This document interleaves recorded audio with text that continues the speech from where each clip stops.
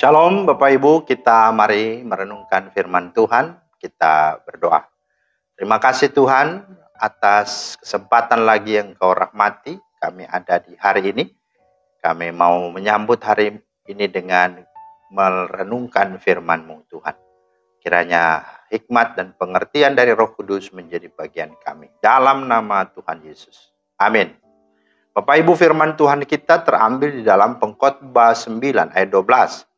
Karena manusia tidak mengetahui waktunya, seperti ikan yang tertangkap dalam jala yang mencelakakan dan seperti burung yang tertangkap dalam jerat.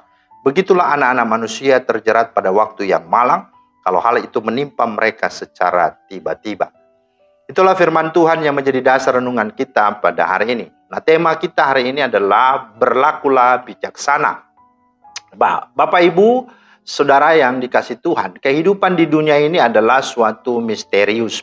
Perjalanan yang harus kita tempuh setapak demi setapak.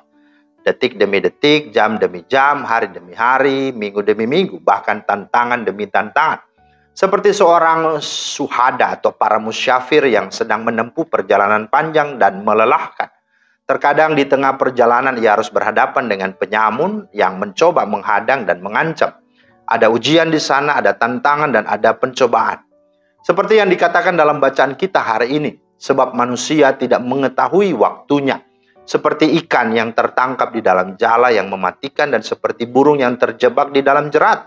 Anak-anak manusia juga sering terjebak dalam waktu yang jahat ketika tiba-tiba hal itu terjadi kepada mereka.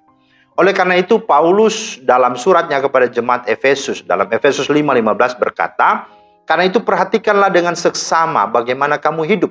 Janganlah seperti orang bebal tetapi seperti orang arif. Bahkan untuk itu Musa pun memohon kepada Tuhan, ajarlah kami menghitung hari-hari kami sedemikian agar kami memperoleh hati yang bijaksana. Nah, Bapak Ibu yang dikasih Tuhan, kalimat perhatikanlah dengan seksama itu artinya sangat berhati-hatilah. Penuhlah dengan ketelitian. Nah, firman Tuhan menasihati kita agar berlakulah seperti orang arif, bukan seperti orang bebal. Orang yang berlaku bebal adalah orang yang tidak bijaksana, yang menjalani hidup dengan sembrono, dengan tidak disiplin, hanya memuaskan perhatian kepada perkara-perkara duniawi saja. Dia hanya mengandalkan kekuatan sendiri dan hidup menyimpang dari kehendak Tuhan serta hidup dalam kesia-siaan. Tetapi orang yang berlaku arif atau bijaksana adalah orang yang memperhatikan langkahnya dengan kehati-hatian. Selalu menyikapi setiap keadaan atau peristiwa dengan respon hati yang benar. Dia akan bertindak hati-hati, tidak menyimpang ke kanan dan ke kiri, serta akan menjauhkan diri dari kejahatan. Nah, orang bijaksana itu pandangannya selalu terarah kepada perkara-perkara yang di atas. Di mana Kolose 3:1-2 berkata, carilah perkara yang di atas di mana Kristus ada. Pikirkanlah perkara yang di atas, bukan yang di bumi.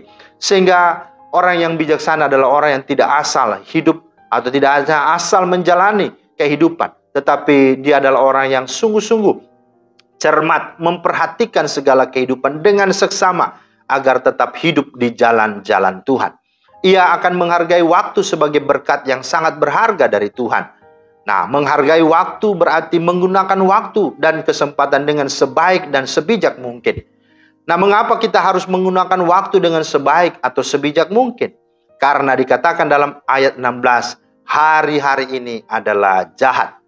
Karena itu Bapak Ibu yang dikasih Tuhan, di sepanjang hari dan bulan yang sudah kita lalui ini pertanyaannya, apakah banyak waktu dan kesempatan yang telah kita manfaatkan?